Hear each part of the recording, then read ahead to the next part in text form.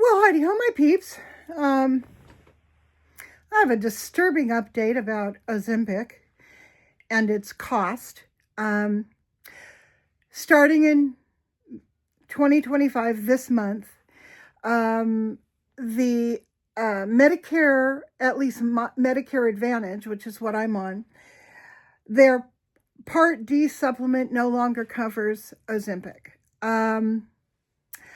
There are very strict parameters under which they will approve it, but the parameters are so strict that most of us don't qualify. Apparently, I got this information from talking to a couple different customer service representatives at Kaiser. And the way I found out about it was I went to reorder my Ozempic, and I got a cost of $707.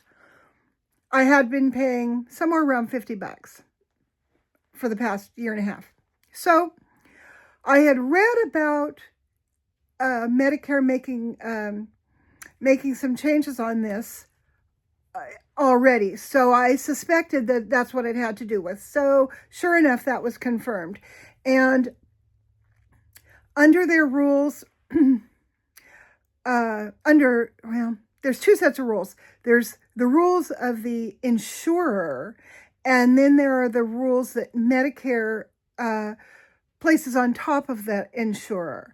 So Kaiser, as my insurer, requires that you be a type 2 diabetic. Yes, I'm that. And that you have a BMI over 40. Yes, my BMI is over 40. So I qualify under Kaiser's rules. But now with the new Medicare rules, I no longer qualify for the same rate of coverage. So that was sticker shock when I saw that in my email when they said it's time to come pick up your medications, and they're, $700 and whatever dollars. And so I got educated today about why that is. And as I'm talking on the phone, intermittently talking and crying and explaining what it had done in my life and how it had saved my life, I'm telling this to one of the customer service women, and she says, well, she says, we are having these calls all day long, ever since the first of the year. And what you may consider doing, she urged me without urging me. She said, file a complaint, because what will happen is a case will open up. You'll get a caseworker. They will open a case about your specific needs for Ozempic, and then you'll fill out a bunch of questionnaires. You'll talk to somebody. They'll dig into your medical history, blah, blah, blah. And then that goes before I guess it's a Medicare panel. She said, this is also new. They don't have any idea how many people are going to be retaining their relatively affordable rate of coverage. They just don't know. But the more people who file complaints and tell their stories to Medicare, the better the chances that Medicare will loosen its ban, or lift its ban, basically, on GLP-1 drugs. And this is across the board. It's not just Ozempic. This includes tirzepatide and Mounjaro, and all of the drugs in this class, apparently. So I was told. So anyway, that's I'm having a lot of feels about this. On the one hand, I've had a very successful year and a half run of being on this drug. I'm like the person it was developed for. I've had such a great experience with it in so many ways. And those of you who have followed my Ozempic story know that, because I've told you about it. Unfortunately, there are many, many people who can't take it and who have had to drop it because of their side effects. And, gosh, that is so unfortunate, because if their troubles with their health were the same as mine. It's just, I'm just, I'm having a hard time talking about it. I am blessed that it worked so well for me, and I'm so sorry that it doesn't for others. That basically is what I'm saying. So anyhow, we shall see. Once I get a case started and I start moving through this process, I will definitely keep you guys in the loop and let you know how it's going. So let's talk about the current cost of $707 a month. Now, $707 a month is a big hit for anybody, particularly if, like me, you're not out there in the working world anymore. You're living on your Social Security and a little bit of extra income, if you even have that. And a lot of people don't. Probably most people don't. But I have a couple extra $100 coming in here and there on a regular monthly basis. So that's a very small supplement to my Medicare, which is not all that high. So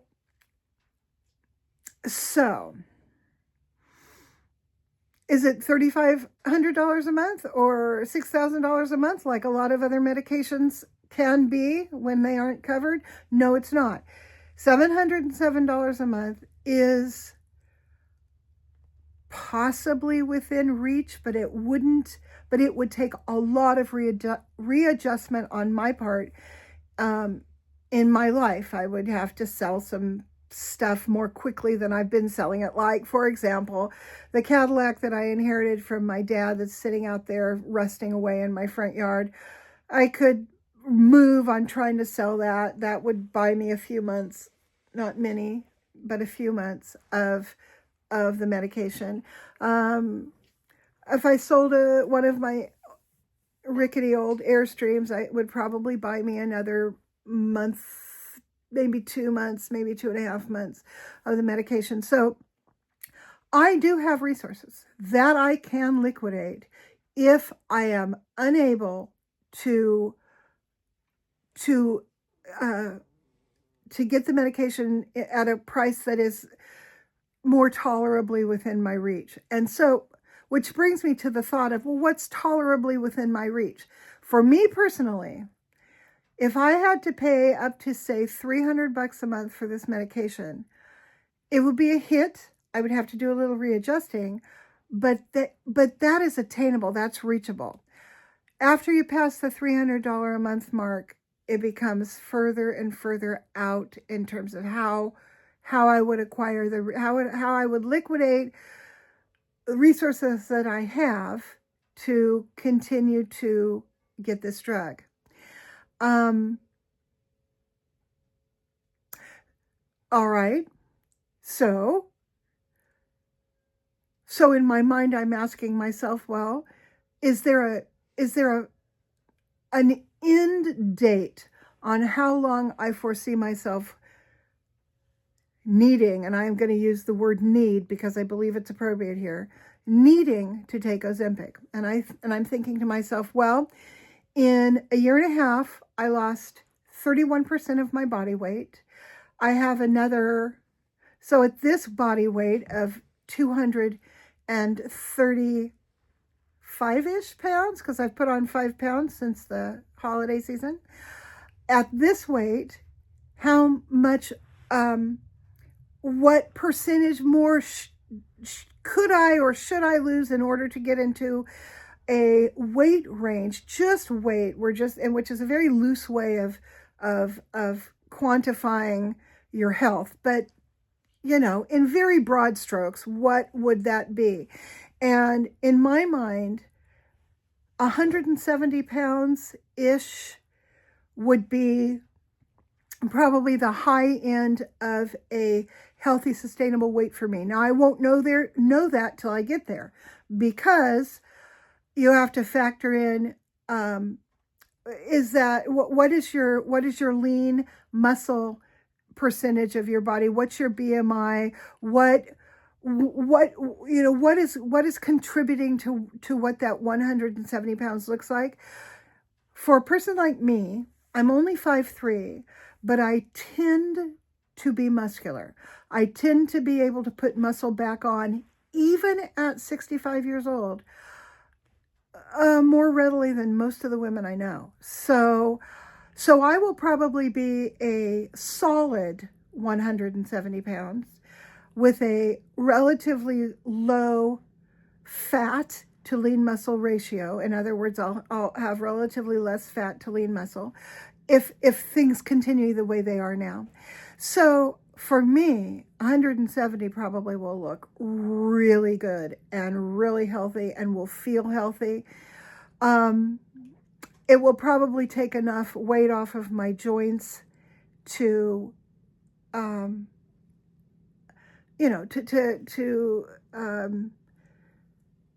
do as much as it can for not adding to arthritis or knee problems or hip problems or any of those things. My biggest issue with carrying this much weight is my knees. Now that I'm up on my feet a lot, moving, exercising, walking around, going to stores, working outside, climbing up and down on ladders, whatever. Now that I'm doing that, usually, I haven't been since Christmas, but usually, well, that puts a lot more strain on my knees. My feet are doing fine, with exception of a little bit of neuropathy, which Grant's foot massages handle. And my hips, I don't seem to have any hip trouble at this point. So what does that mean? What does that mean in terms of how much longer I feel like I should be on Ozempic, or might be? All right. If I had been continuing to lose weight steadily, and I was continuing to lose weight steadily, I would guess maybe another 6 months. And I would be, sometime in that 6 months, I would be hitting around that 170 point. And I would be starting to experiment with coming off of it with my doctor's help, as she promised me. However, I have been on an Ozempic plateau for nearly 4 months. And I got down to 230. And I bounced around between as low as 225 and up to 232-ish, right in that range. And I was steadily in that range for all this time until Christmas, when I got depressed and started to eat sugar again. Anyway, so the way our bodies, or at least my body works, is a 5-pound weight range plus or minus across the course of a week is normal.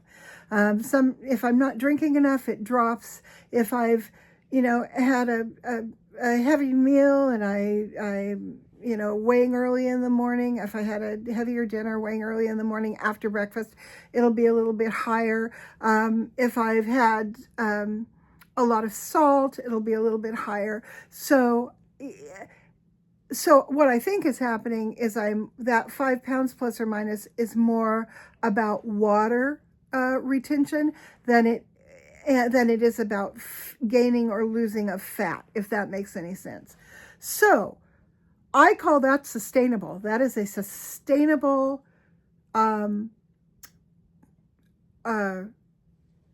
fluctuation in weight over the course of a week. So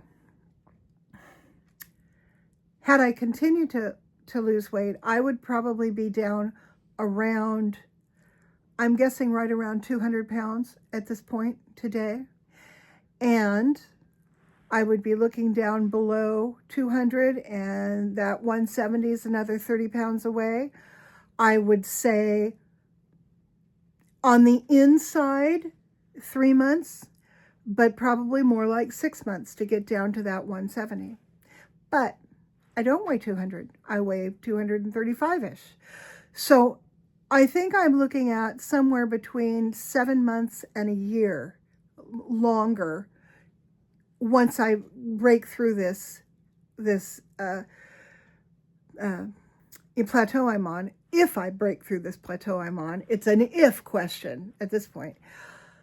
So all things being equal, and I do break through it, I'm looking at probably another 8-9 months of being on Ozempic at the weight I am today. So now here's the other question. Let's say that I'm not able to break this plateau, or I'm able to break it and the weight loss come on so slowly that you almost can't, a quarter of a pound a week or something, which you can barely even, measure over any short amount of time anyway. And I'm not able to continue taking Ozempic. I wonder what that's going to do to the future of my ability to, number one, maintain my weight at 230, let's say. And also, how is it going to affect the return of anxiety, which I am already beginning to feel. So, as you guys know, dealing with anxiety was one of the unbelievable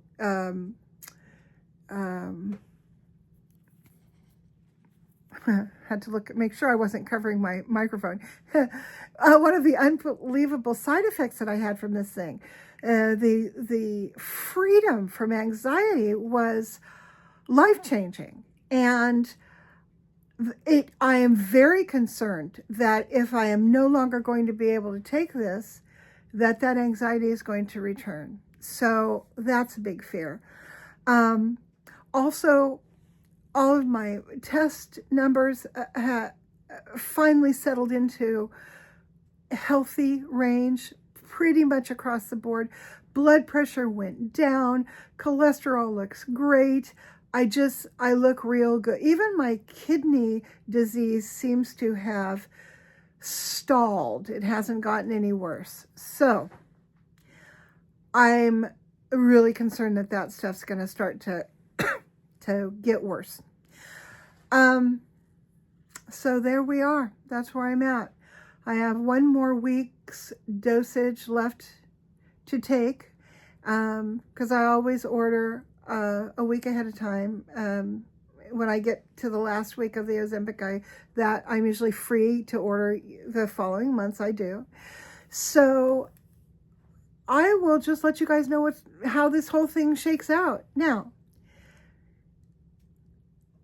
is it possible to, number one, continue to lose weight completely without the support of Ozempic? Well, of course it's possible. The question is, from individual to individual, who is able to do it? Because the hurdles that you have to jump over in order to continue to lose weight are huge. And for me, the hunger, the food noise, the anxiety, and its attendant depression, I can't fight that. I can't, because of why? Am I particularly weak or a whiny baby, and the girl next to me might be able to overcome all that? I don't know. All I can tell you is what is true for me. And what is true for me is that those hurdles are going to be too high. I'm 65 years old. I've been being there and doing that my entire life. So I know what to expect. Yeah, so we now enter a new phase of my Ozempic journey.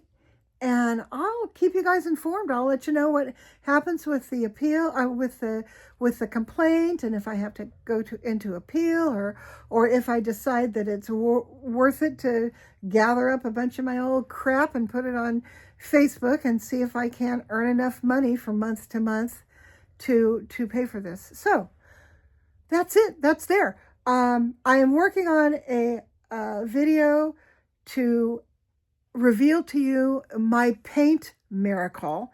I had a paint miracle happen to me, and I've been working on a video to bring you guys up to date on my paint miracle. But that's a story for another time. I'll talk to you guys later. Bye.